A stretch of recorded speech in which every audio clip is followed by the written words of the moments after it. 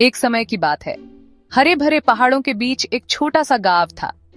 वहां रवि नाम का एक नेक दिल लड़का रहता था। रवि को अपने वफादार कुत्ते शेरू के साथ पास के जंगल में घूमना बहुत पसंद था। एक दिन धूप वाली दोपहर में जब रवि लुका छिपी खेल रहा था तो वह अचानक एक ऐसी जगह पहुंच गया जहां वह पहले कभी नहीं गया था। उस जगह के बीचों बीच एक चमकता हुआ पत्थर था। शेरू ने जोर से भौंकते हुए रवि को पत्थर की तरफ धकेला। जैसे ही रवि ने उसे छूने के लिए नीचे झुका, उसके शरीर में एक गर्माहट दौड़ गई। अचानक एक बूढ़ी आवाज गूंजी। स्वागत है रवि, आवाज ने कहा। तुमने जादुई पत्थर को पा लिया है। यह तुम्हारी 3 इच्छाएं पूरी करेगा। रवि का दिल जोर से धड़कने लगा। 3 इच्छाएं! वह दुनिया में कुछ भी मांग सकता था। उसने अपनी आंखें बंद कर लीं और ढेर सारी मिठाइयां और खिलौने की कल्पना करने लगा। मैं चाहता हूं कि मेरे पास कभी न खत्म होने वाली चॉकलेट और खिलौने हों, उसने कहा। एक शरारती सी हंसी गूंजी। जब रवि ने अपनी आंखें खोली तो उसने खुद को चॉकलेट और खिलौनों के पहाड़ों से घिरा हुआ पाया। शेरू खुशी से भौंकते हुए अपनी पूंछ हिला रहा था। रवि ने बाकी दिन अपने नए खिलौनों के साथ खेलने और चॉकलेट खाने में बिताया। लेकिन जैसे ही सूरज डूबने लगा, उसके दिल में एक अजीब सी खालीपन की भावना घर करने लगी। उसने महसूस किया कि सच्ची खुशी दुनियावी चीजों में नहीं मिल सकती।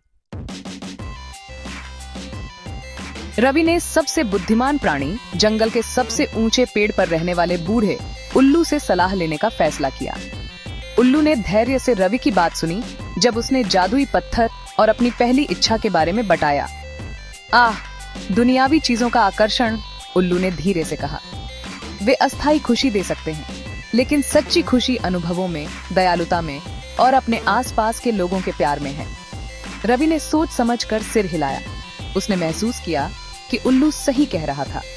वह अपनी इच्छाओं में इतना खो गया था कि वह जीवन की छोटी छोटी खुशियों को भूल गया था। मुझे क्या करना चाहिए? उसने उल्लू से पूछा।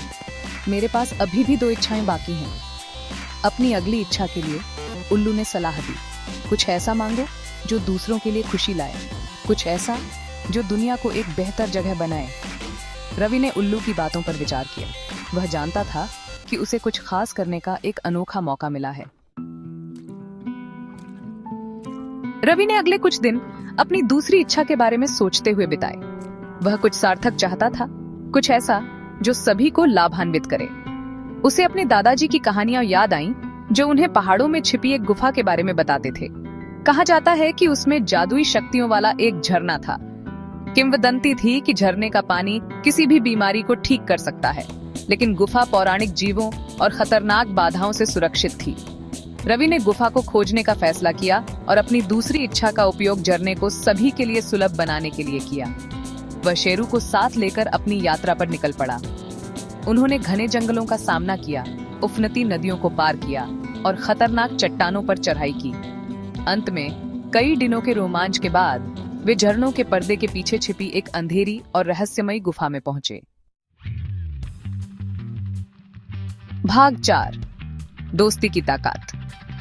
जैसे ही रवि और शेरू सावधानी से गुफा में दाखिल हुए, उनका सामना बात करने वाले जानवरों से हुआ, जिन्होंने उन्हें आगे के खतरों से आगाह किया। उन्हें शरारती जिन्न द्वारा पूछे गए पहेली को सुलझाना पड़ा, चालाक गोबलिन को मात देनी पड़ी और यहाँ तक कि एक क्रोधी पहाड़ी दानव को भी खुश करना पड़ा। अपनी खतरनाक यात्रा के दौरान रवि की दयालुता और साहस चमकता रहा। उसने एक खोए हुए बच्चे को अपनी माँ के साथ फिर से मिलने में मदद की, एक भूखी गिलहरी के साथ अपना भोजन साझा किया और यहाँ तक कि एक अकेले छोटे राक्षस से भी दोस्ती कर ली, जो शुरू में शत्रुतापूर्ण था लेकिन गलत समझा गया। शेरू भी एक वफादार साथी साबित हुआ। रवि को खतरे से बचाते हुए और अपनी गहरी इंद्रियों का उपयोग करके उन्हें अंधेरी सुरंगों के माध्यम से निर्देशित किया। रवि ने महसूस किया कि वह शेरू की अटूट दोस्ती के बिना इतनी दूर नहीं आ सकता था। भाग 5, अंदर का जादू। अंत में वे गुफा के बीचों बीच पहुंचे, जहां सूरज की रोशनी की एक किरण के नीचे जादुई झरना चमक रहा था। रवि ने अपनी आंखें बंद कर लीं, जादुई पत्थर को कसकर पकड़ा और अपनी दूसरी इच्छा की।